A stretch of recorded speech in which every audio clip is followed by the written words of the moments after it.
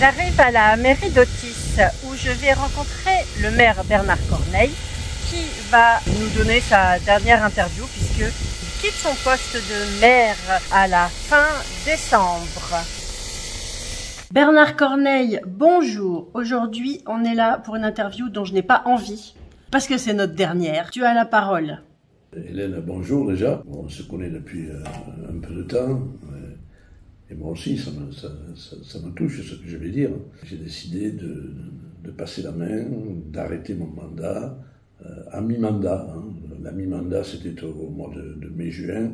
Je suis arrivé jusqu'au bout de l'année, mais là, il va rester 2 ans et demi à l'équipe en place pour conclure le mandat. Pourquoi je ne vais pas jusqu'au bout de mon mandat? C'est la première des questions. Tu ne me l'as pas posée, mais je me la pose. Tout simplement dire que je ne quitte pas mon mandat comme certains maires démissionnent parce qu'ils en ont assez d'incivilité, ils en ont assez de voir leur voiture caillassée, leur maison menacée. Pas du tout, pas du tout. Moi, ce n'est pas pour cette raison, au contraire. Tu n'as jamais eu de problème comme ça d'ailleurs? Aucun problème, ça va très bien en Autis et je n'ai jamais eu à me plaindre de ces phénomènes. Donc ce n'est pas pour cela, ce n'est pas non plus parce que le gouvernement n'aide pas particulièrement les communes, il pourrait les aider davantage, j'attendais beaucoup de l'État, mais ce n'est pas la raison qui me pousse à démissionner. C'est vrai qu'il y a beaucoup de maires qui supportent mal ces conditions. Il y a eu 1200 démissions, je crois, en France depuis 2020. Ça va en être une supplémentaire, mais qui n'est pas liée à un malaise de ma fonction. Moi, je suis heureux d'être maire. Donc, je vais arrêter pour une raison simple. D'abord, j'ai un certain âge et j'aspire un peu à un peu plus de sérénité, un peu plus de calme, me rapprocher de mes petits-enfants. Donc tout cela participe. Et puis surtout, j'avais dit à mes colistiers, et à la première d'entre eux, Viviane Didier, qui est première adjointe, j'avais dit en 2020, lorsqu'on a conduit la liste, Viviane, je veux bien la conduire, la liste, 2020, ça fera mon 3e mandat, mais je ne pense pas arriver jusqu'au bout et je passerai la main à mi-chemin. Oui, c'était pas caché. Donc, c'était pas caché. Tous, je ne l'aurais pas dit à tous mes colistiers, mais les premiers le savaient. Savaient que je ne resterai pas jusqu'au bout. Rester à trouver le moment, après je partirai. Plus on se rapproche de la fin du mandat, moins c'est le moment. Je n'aurais pas pu partir 6 mois avant la fin du mandat. À cause des décisions, des réalisations, des choses comme ça. Puis il faut laisser à l'équipe qui va me succéder le soin de s'installer, de poursuivre les engagements, parce que c'est ça le but, de poursuivre les engagements qui ont été les nôtres. Et donc je le fais naturellement, il n'y a rien de caché. J'ai dit à Viviane et à Christian Domenech, à Céline, à Sébastien, à Alex, à Seine, je leur ai dit je vais partir. Voilà. Donc ce que j'avais dit au mois de juin, je l'avais dit de façon un peu brusque, brutale. Ça m'avait surpris peut-être, tu étais là. Je l'avais dit au senior. Et sur la scène, j'avais dit je vais partir à la fin de l'année. Je l'avais dit, je le fais. Voilà. Donc j'ai envoyé ma lettre à monsieur le préfet au 1er décembre, je crois le 30 novembre, le 1er décembre, pour lui signifier de façon très claire, très simple, que je voulais cesser mon activité au 1er janvier 2024. C'est mûrement réfléchi? Ah oui, c'est mûrement réfléchi. Et puis surtout, ce que j'ai souhaité, et je pense que tout le monde l'a souhaité aussi, c'est qu'il y ait une vraie transition. C'est-à-dire que pendant 6 mois, on a fait en sorte avec Viviane de balayer les sujets qui allaient se présenter à eux, de régler des problèmes de PLU. Bref, on a essayé de prévoir, on ne peut pas tout prévoir. On a essayé de prévoir l'essentiel de ce qui pouvait arriver. Donc, moi, je crois que la transition s'est bien effectuée. Ça s'effectue très bien. Moi, avec Viviane, je suis copain avec Viviane, donc il n'y a pas de problème. Une bonne entente. Si elle a un problème, elle m'appelle. En revanche, ce que je ne veux pas, je ne veux pas être celui qui observe et qui critique de l'extérieur. Donc, j'ai démissionné de mon poste de maire, mais aussi de mon poste de conseiller municipal. Je ne serai pas autour de la table du conseil. Je serai loin, je ne participerai pas. Je ne participerai à rien. Je peux évidemment répondre à une interrogation, qu'elle vienne de mes collaborateurs proches ou qu'elle vienne des élus, de Viviane. Une fois que tu auras démissionné. Une fois que j'aurai démissionné. Un coup de téléphone, un conseil. De téléphone, non pas à titre de conseil, ils n'en auront pas besoin de conseil, ils savent ce qu'ils ont à faire. Mais au titre de mémoire, il y a des choses que je sais. Si on me pose la question, je donnerai les réponses. Donc voilà, donc le contact ne sera pas rompu, bien évidemment, mais je n'influerai en rien sur les décisions à venir. Ça, je ne veux pas. Je ne veux pas être le conseiller municipal qui a été maire et qui observe du coin de l'œil comment les affaires se passent. J'ai pu l'observer de façon très proche, disons. Voilà, donc ça je ne le veux pas. On n'est pas indispensable, il y a les maires partout. Les cimetières sont remplis de gens qui se croyaient indispensables. On n'est pas indispensable, et donc ils ont suffisamment d'expérience et de bon sens pour gérer correctement la ville. Mais d'autant que c'est une équipe avec laquelle tu as travaillé, absolument, sur laquelle tu as quand même mis ton empreinte. On peut à peine parler de prendre le relais puisqu'ils sont déjà là. Oui, absolument. Ils connaissent les lieux, les locaux, les agents. Ils sont en bonne entente avec les agents de la ville. Donc c'est tout. Je pars. C'est comme si on levait une chaise, un meuble. je m'en vais. C'est tout. Le fonctionnement a déjà été organisé pour que ça marche même quand tu n'es pas là. En fait, une fois que tu seras parti. Il m'arrive de m'absenter. De toute façon, pendant mon mandat, je pars 3 semaines, un mois. Et c'est la première adjointe qui prend le relais, et ça se fait naturellement. Il faut dire aussi qu'on bénéficie de bons services administratifs. J'ai une bonne DGS, j'ai un bon DST, j'ai un bon collaborateur, donc surtout un bon agent aux finances publiques et au marché. Vous avez vu qu'on a été récemment pas félicité, gratifié par la signature d'une convention qui fait d'Otis une des premières de France du point de vue de ça. Et les lecteurs de Mac Journal ont pu le découvrir, puisqu'on l'a mis dans Mac Journal. Donc je pars tranquille, un peu nostalgique, il faut le dire, parce que j'ai passé 40 ans ici. Et au titre de maire, depuis 2008, ça fait 15-16 ans à peu près. Donc ça fait beaucoup. J'aurais une nostalgie de cette période, mais comme j'ai eu une nostalgie de prof, il y a un moment où on regarde derrière, et puis le chemin qui est parcouru, on le voit, et on dit...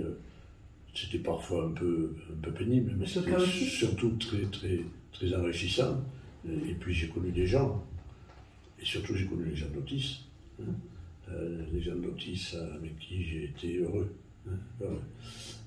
Parce qu'ils m'ont permis à la fois d'être maire, mais ils m'ont permis aussi d'être conseiller départemental pendant 13 ans. J'ai fait 2 mandats de conseiller départemental, c'était de 2008 à 2021. Voilà. Et j'ai pas voulu en faire un autre. Je me suis pas présenté, donc j'ai laissé les choses se passer naturellement. C'était en 2008 que j'ai été élu conseiller départemental, et j'ai eu la chance d'être élu maire en même temps. Donc, ça, je m'en souviens, parce que j'étais là. Une double élection, un double mandat, et j'ai vécu de 2008 jusqu'en 2021, disons 24, des moments forts qui m'ont permis de rencontrer des gens intéressants. J'avais pris ma retraite de prof, donc j'étais entièrement libre, à disposition. Ça, c'est important. J'ai basculé de ce coup dans des fonctions que je ignorais. Enfin, je voyais bien ce que c'était, mais je me suis retrouvé du jour au lendemain face à des responsabilités que je n'avais pas prévues de cette façon, puisque dans le même temps, j'ai vécu autre chose aussi. Ces moments de joie, de satisfaction, de victoire, ça s'est passé exactement en même temps que le décès de mon père. En même temps. Donc, le jour où j'ai été élu maire, j'ai dû partir dans le Midi et on a voté pour le conseil départemental le second tour, au moment où j'étais à côté de mon père. J'ai pas voté ici. J'ai pas voté ici et j'ai pas fait la fête ici parce que j'ai été élu. Donc, conseiller départemental. Donc, ça a été un moment très particulier. D'émotion. Voilà. Pour en parler de Viviane, parlons-en.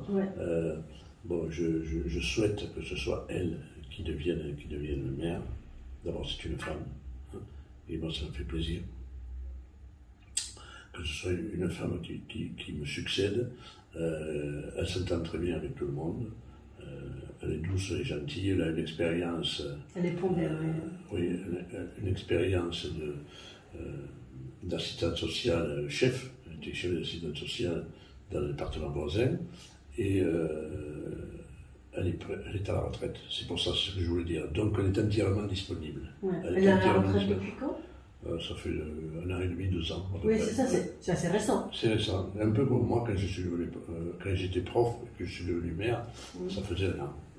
Donc, elle sera très disponible pour administrer la ville. Elle habite pas loin, elle vient à pied.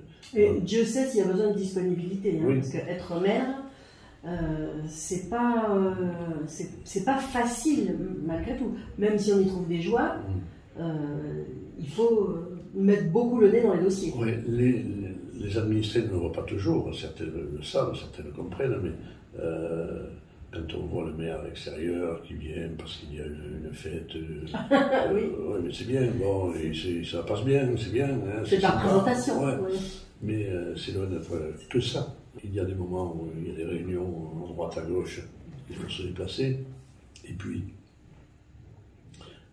ici, en mairie, il faut voir un peu tout le monde, il faut discuter avec les collaborateurs, avec les services, et donc c'est pas simple.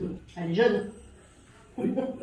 Les retraités sont jeunes. Elle a une quinzaine d'années de moins que moi, elle est jeune. Moi j'ai 76 ans, et j'aurai 77 comme au département quand je partirai, au mois de mai. Au mois de mai, d'accord. Donc voilà, donc elle est jeune, elle est entourée d'élus qui sont jeunes aussi, il y a des élus très jeunes. Elle peut finir ce mandat et en faire un autre, et en faire, enfin, elle fera ce qu'elle voudra. Mais en tout cas, elle a l'avenir d'élu devant elle. Et moi, je l'ai dans mon dos. Voilà, c'est fini. Voilà, et c'est avec elle qu'on fera les interviews. Mais voilà, je suis satisfait. Je suis satisfait qu'elle prenne mon relais. Revenons sur Bernard Corneille, l'homme. Comment tu te sens là? C'est important. C'est ça qu'on veut savoir. Comment tu te sens? Est-ce que tu te sens allégé depuis que tu as annoncé que tu partais? Tu l'as annoncé au conseil, ça a été entériné. C'est un peu ambigu là, ce que je ressens. Je ne saurais pas trop le dire, mais c'est à la fois, comment te dire, tu l'as dit un peu, une libération. Comme la Reine des Neiges, libérée, délivrée. Voilà, ça je le sens. Je suis libéré parce que je ne serai plus contraint à des horaires particuliers, je ne serai plus contraint à des réunions où je dois aller, à des signatures que je dois faire régulièrement. Donc ça va me libérer vachement. Donc ça, il y a une satisfaction, vraiment. Mais il y a aussi, c'est confus, il y a aussi... les choses qui vont te manquer? Oui, ça va me manquer, j'en suis sûr, forcément. Est-ce que par exemple, dans ton esprit, il y a des choses qui traversent comme des choses que tu as lancées, les bébés lecteurs? Le chèque presse républicain. Oui, le chèque voilà, pour la presse. Et d'ailleurs, je tiens à noter spécifiquement là, maintenant, que tu as été, toi, dans les tout premiers soutiens à MacJournal, dans les tout premiers adhérents à MacJournal, les premières années, c'est-à-dire il y a une dizaine d'années maintenant. Et ça, c'était toi, quoi, dans ton élan de vouloir promouvoir la culture, l'information pour tous. Bon, il y a forcément, je veux dire, une sorte de souci de ce qui va se passer au mois de janvier, février, etc., mon téléphone il ne sonnera plus. Il ne sonnera plus. Ah, ça tu y penses? Bah, je le sais bien, Michael, il ne m'appellera plus. Oui, c'est pas sûr. Et d'autres ne m'appelleront plus. Mais c'est normal. Je l'ai voulu parce qu'il le fallait. Hein. Donc c'est comme ça que ça va se passer. Mais je sais qu'il y aura un moment de creux, un moment difficile. Mais je vais le passer avec mes petits-enfants. Enfin, je vais me débrouiller. T'inquiète pas. Je me débrouillerai. Il y a des choses à faire. Oui, donc comme je le veux, comme j'ai pensé, j'y ai réfléchi, je ne peux pas m'en vouloir de partir. Donc c'est comme ça, oui. C'est moi qui l'ai voulu. Hein. Oui. Donc ça se fera, naturellement. Mais c'est vrai que c'est un peu ambigu. Il y a les deux sentiments qui se confrontent un peu. Et puis, tu te sens bien. Ah oui. T'es pas malade. Mais non. T'es en pleine forme. Oui, les Jeux Olympiques m'attendent. En plus, il y a ça, tu vois, il y a plein d'activités. Ouais. Devant ma télé, je serais bien. Alors, et tu seras où? Parce que, bon, il y a ta maison à Otis. Oui. Je crois que tu prévois pas de rester à Otis. Non, moi je suis d'Otis, mais je suis d'ailleurs aussi. Et oui, ça s'entend, toujours. Oui. Donc, mes enfants sont partis, je vais me rapprocher d'eux, hein, et puis je vais rejoindre mon pays natal. Hein, qui est dans l'Hérault, qui est à 40. Hein, donc je vais le rejoindre, et puis il y a la maison de mes parents. Le rugby? Bon, il y a du rugby à Otis aussi. Hein. Non, mais je suis un peu de rugby, oui, j'irai voir jouer Béziers. Hein. Voilà. Montpellier. Et mon petit-fils qui joue à côté de Montpellier. Ah oui. J'irai le voir aussi. Hein. Voilà. Et il tient quoi comme poste? Il est 3/4 centre. Et il joue au Pic Saint-Loup. Le Pic Saint-Loup, c'est une école de rugby qui était très formatrice, c'est une des premières de France, et il joue là. Donc, il a quel âge? Il a 16 ans. Ça, c'est une fierté, ça. Une fierté, un plaisir, surtout un plaisir de voir qu'il pratique un sport que j'ai aimé, et qui a été sans doute le sport qui m'a permis d'arriver à Otis, parce que je n'étais pas destiné à habiter autisme. Dans les années 75-76, j'habitais Saint-Marc, et puis on m'a dit, il y a des gens qui jouent au rugby, ils ont envie de créer un club. Je suis venu voir ici, par le biais de Christian Domingue. J'ai vu avec lui, et puis avec d'autres, dont Jacques Gallenc. Nous avons créé ce club de rugby. Ça va faire 50 ans. En 2026, ce club aura 50 ans. Donc on a installé le rugby dans ce coin de Seine-et-Marne. Il existe le rugby à Meaux, à Lagny, etc. Mais ici, personne n'en avait jamais entendu parler. Il n'y avait pas de stade. Donc ça aussi, ça c'est une fierté. C'est une fierté. Au même titre que les autres, je suis heureux d'avoir contribué à ça, parce que le club, il vit, au moins aujourd'hui, avec une école de rugby qui fonctionne bien, dont s'occupent Sébastien, Céline, Arsène et d'autres. Oui. Il y a une soirée d'ailleurs prévue. Il y a une soirée, oui. Moi j'irais bien à la soirée. Donc voilà les raisons. Alors tu parlais de ce de quoi je pourrais être fier. Bon, tu as cité quelques éléments.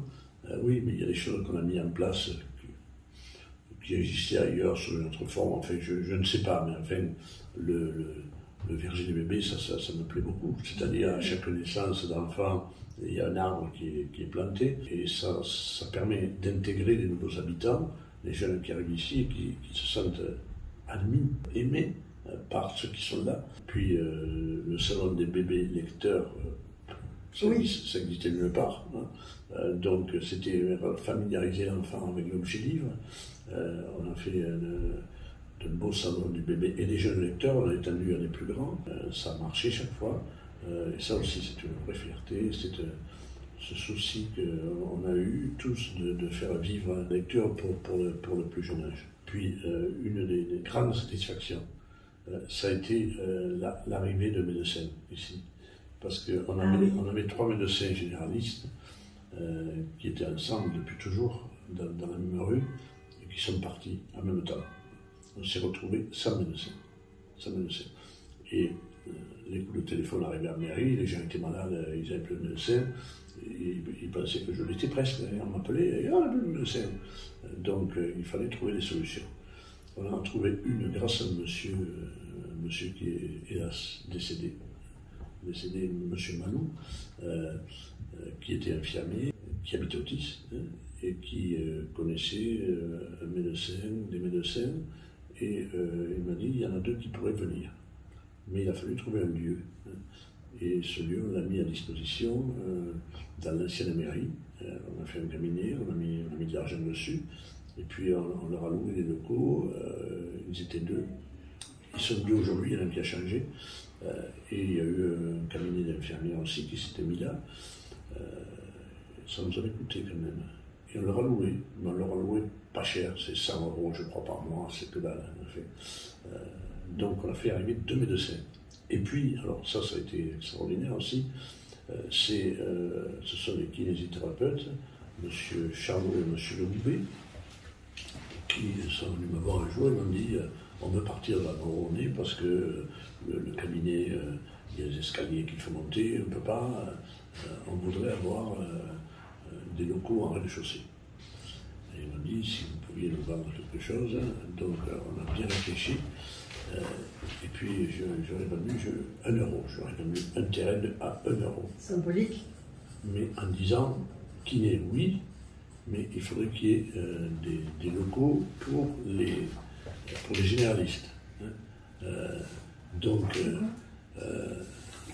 on a fait en sorte que l'accord passé avec les kinés intègre l'arrivée des généralistes.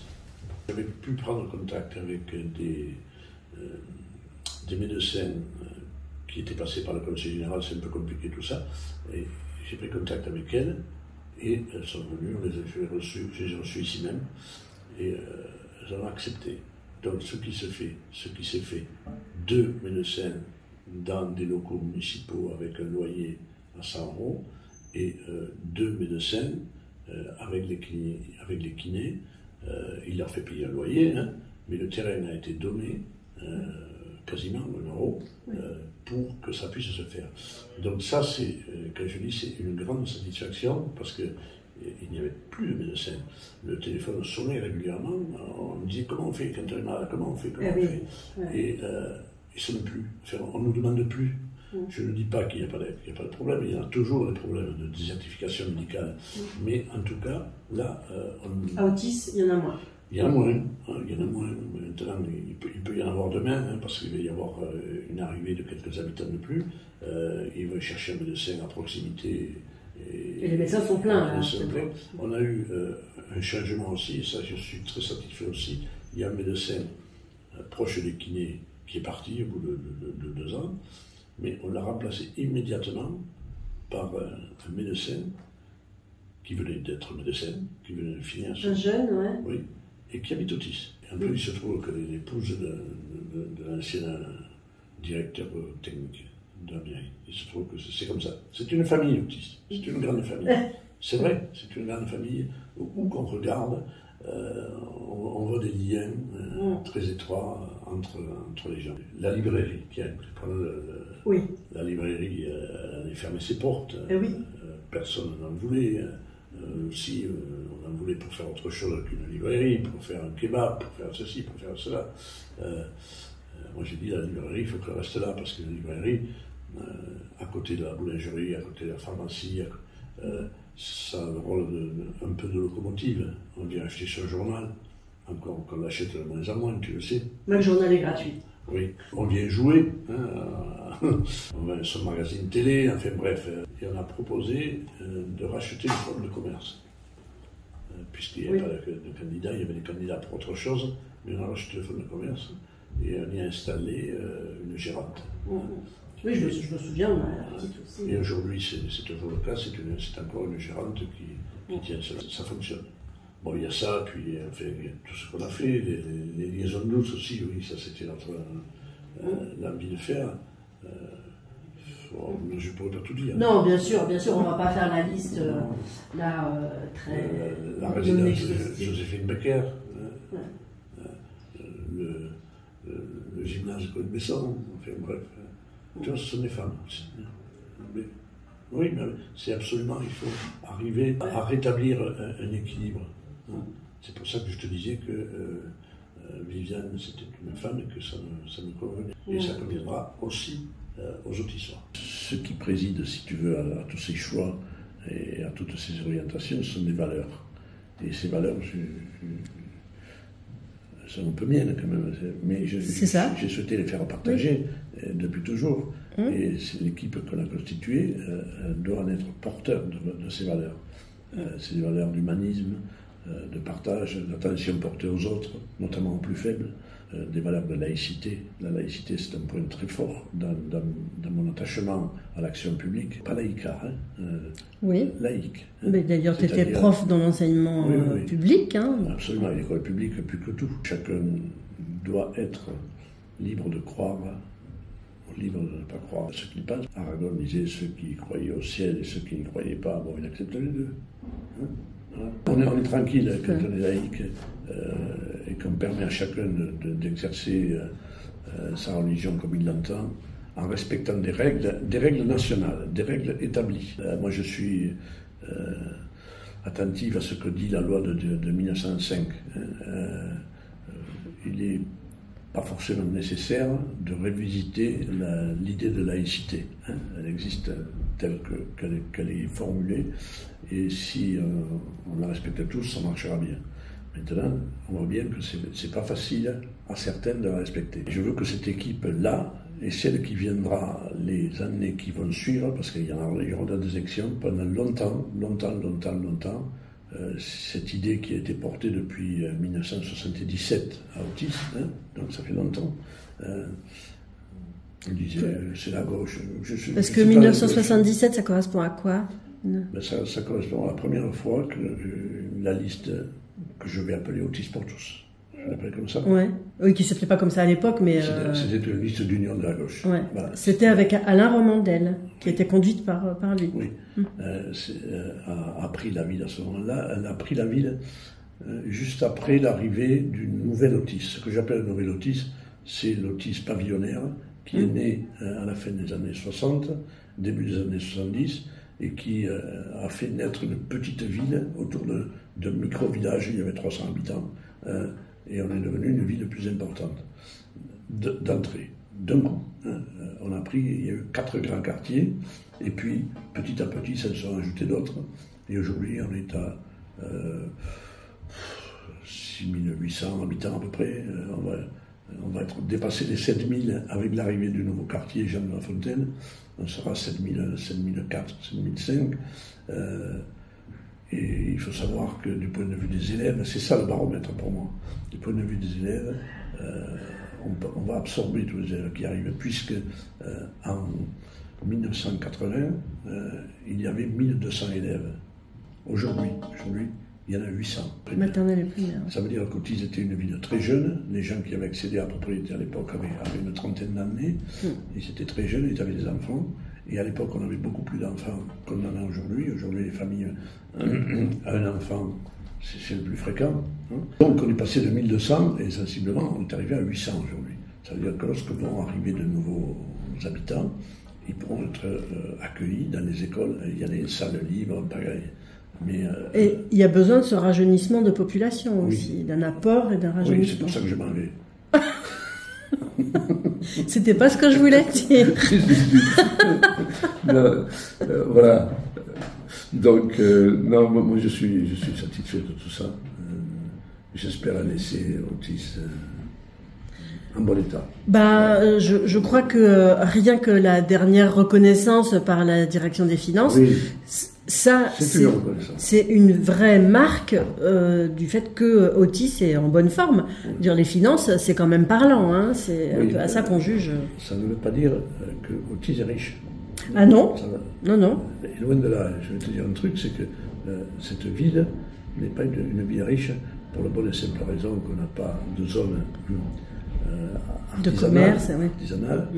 Et pour la bonne et simple raison, et celle-là est importante, c'est que les Otissois ne sont pas taxés lourdement. L'impôt local est bas, qu'on le veuille ou non, c'est-à-dire la taxe foncière est parmi les plus faibles du département pour des villes de même strate. En revanche, l'Otissois moyen, je dirais l'Otissois moyen, n'est pas pauvre. il y a de l'emploi. La proximité de l'aéroport fait que beaucoup travaillent sur l'aéroport et on ne l'impose pas. On a voulu se débrouiller toujours sans pratiquer une taxation importante à l'autisme. Donc on a perdu. Il y a des gens aujourd'hui qui ne paient pas la taxe, on ne paie plus de taxe d'habitation. Donc quels sont les contribuables qui font vivre autisme? Ce sont les propriétaires. C'est la taxe foncière. Et il y a des gens, c'est normal, qui habitent autisme et qui ne paient rien. Oui.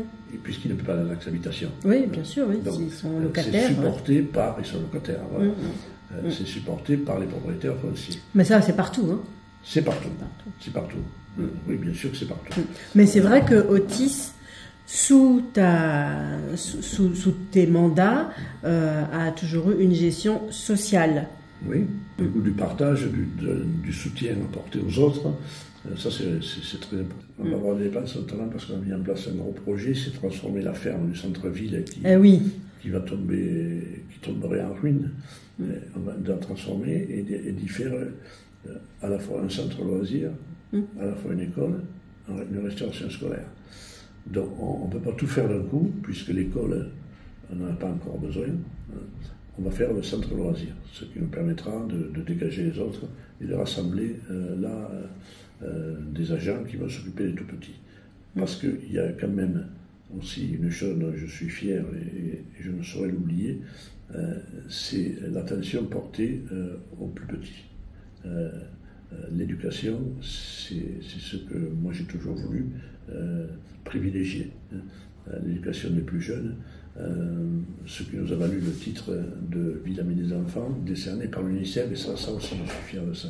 Et ça, c'est le maire, le cœur de mère ou le cœur de père qui parle? Je suis enseignant.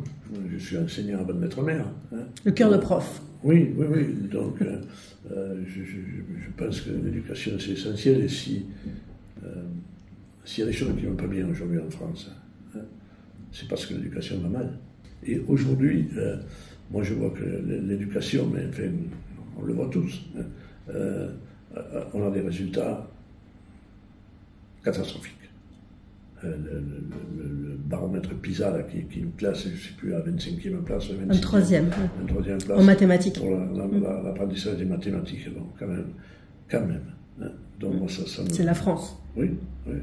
Donc ça va pas, quoi. C'est affolant, tu trouves que c'est affolant? Moi je trouve que c'est très, très très grave. Et bon, le port de l'uniforme, toutes ces histoires, c'est que dalle. C'est pas ça qui va modifier le cours des choses.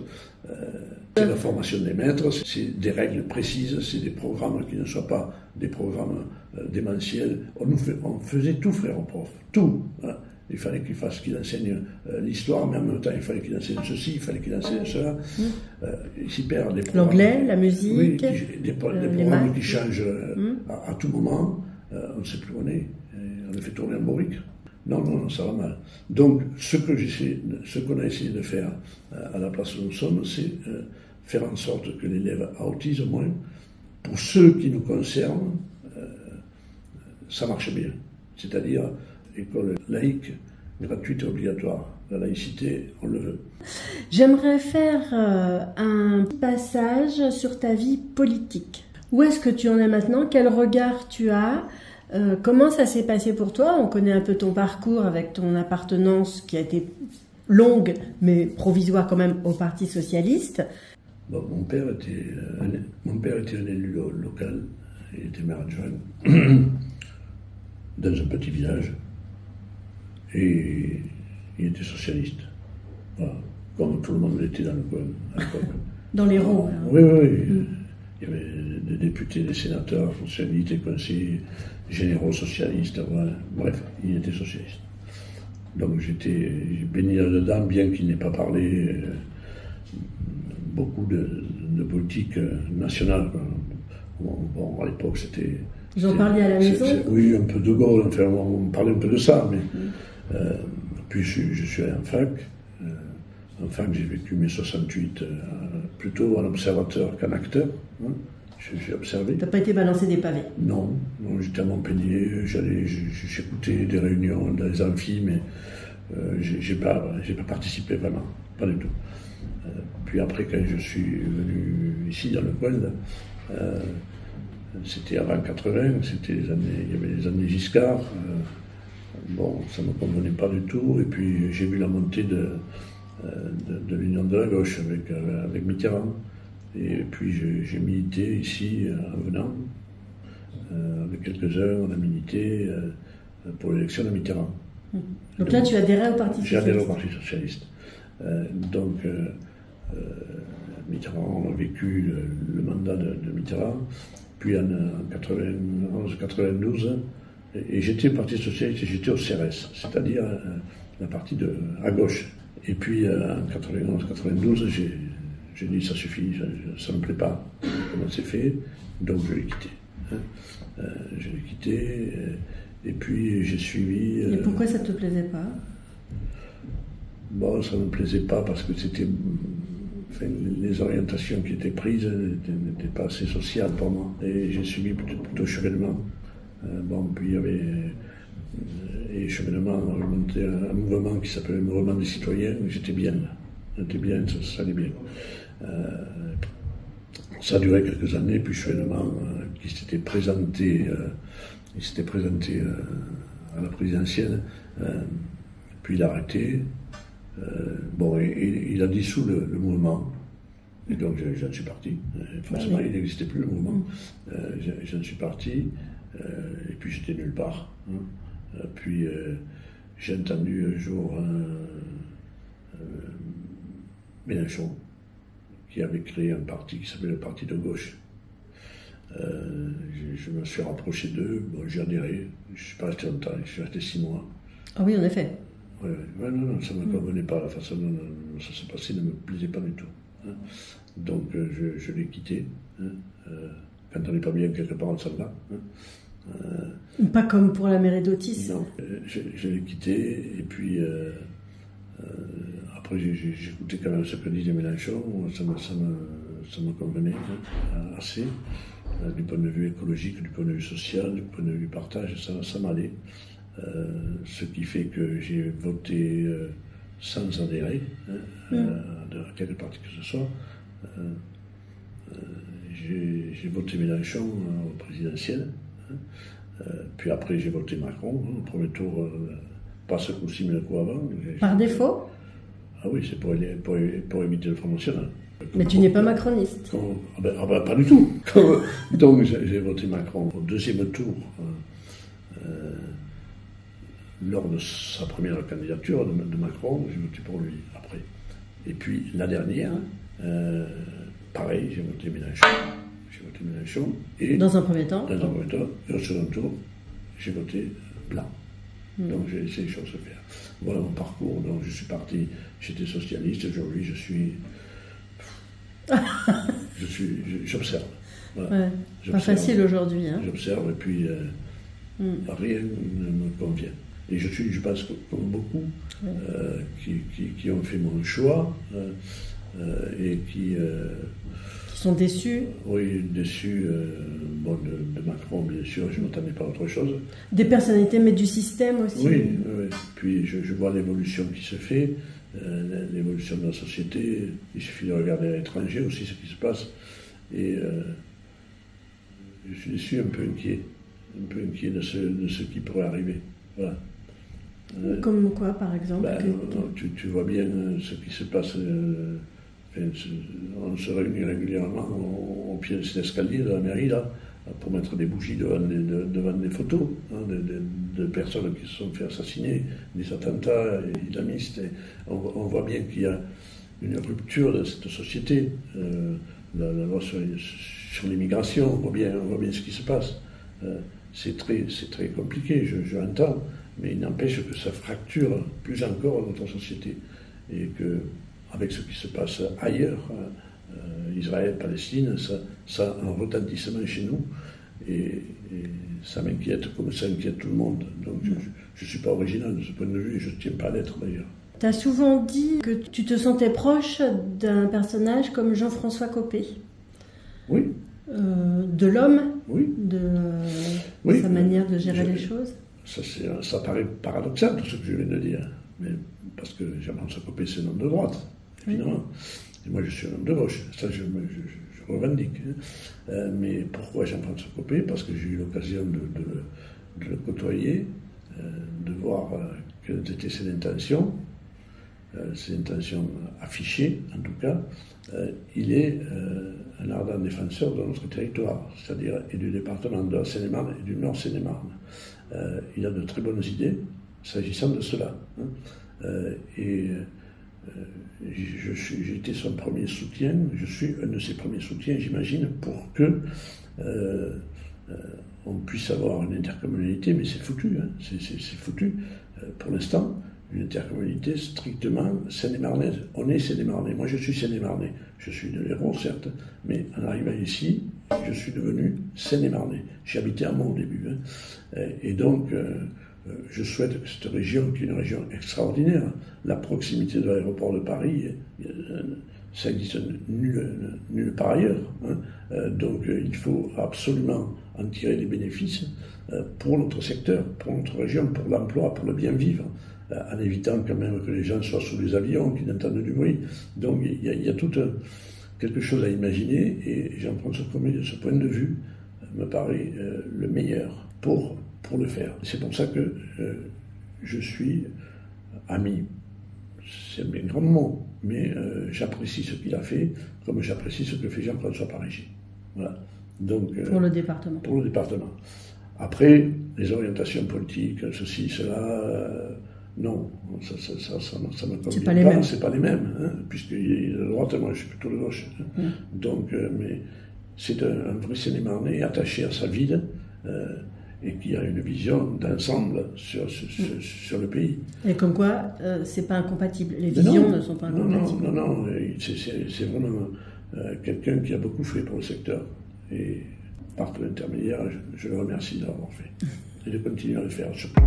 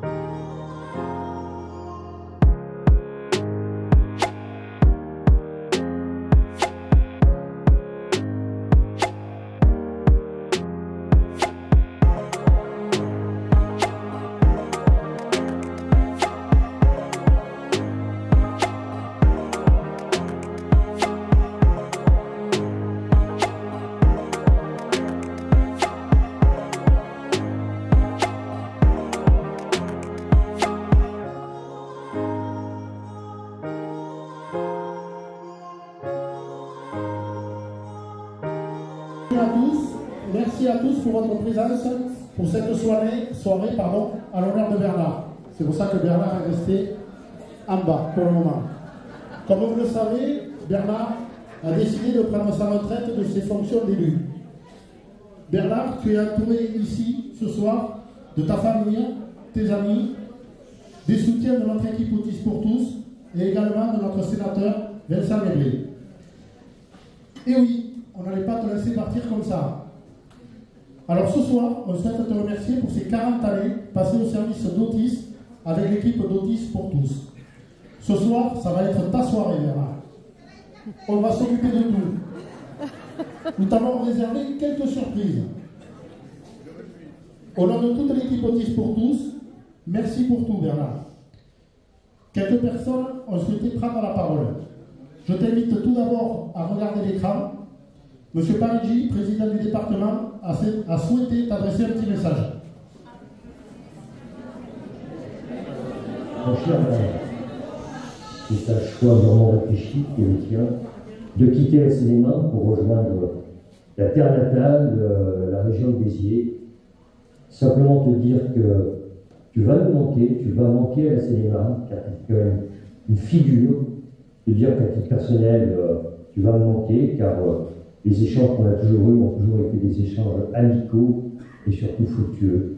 Donc, je ne te dis pas une bonne retraite, car je sais que tu ne t'arrêteras jamais, que notamment tu vas consacrer beaucoup de temps à ta petite famille.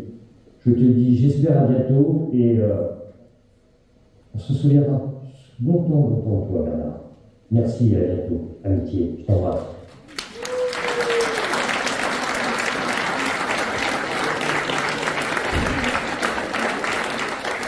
Encore un peu la lumière. J'invite M. Leblé à venir me rejoindre. Bonsoir, mon cher Bernard. C'est un plaisir d'être ce soir à tes côtés. Bernard, c'est une petite aventure en commun qu'on a dans ton parcours, d'abord évidemment municipal. Ici à Autils, j'ai regardé les affiches incroyables du temps d'Alain Romandel, où on te reconnaît bien, même si à l'époque tu avais des cheveux. Donc ça remonte à loin, chacun conviendra. Mais pour ce qui nous concerne, évidemment, le bout de chemin en commun, c'était surtout au département. À partir de 2008, tu nous as rejoints. J'étais déjà président. On devait avoir un petit message de Jean-François Copé, mais je crois qu'on m'a soufflé dans l'oreillette qui t'avait appelé directement. Donc on va laisser maintenant la parole à Viviane. Et oui, c'est avec une certaine émotion que je m'adresse à vous aujourd'hui pour marquer le départ en retraite de notre cher maire Bernard Corneille. Cher Bernard, au cours des 40 années que tu as consacrées à la gestion de notre commune, tu as su démontrer un dévouement exceptionnel et un engagement sans faille envers le bien-être de notre ville. Tout au long de tes mandats, Bernard, tu as incarné les valeurs de service public, mettant constamment l'intérêt général au cœur de tes préoccupations. Tu es prêt à prendre le relais. Toute l'équipe Autis pour tous que tu as su souder, on est unis, motivés pour prendre le relais, faire de cette ville, comme Viviane l'a dit, une ville toujours plus dynamique, humaniste, solidaire.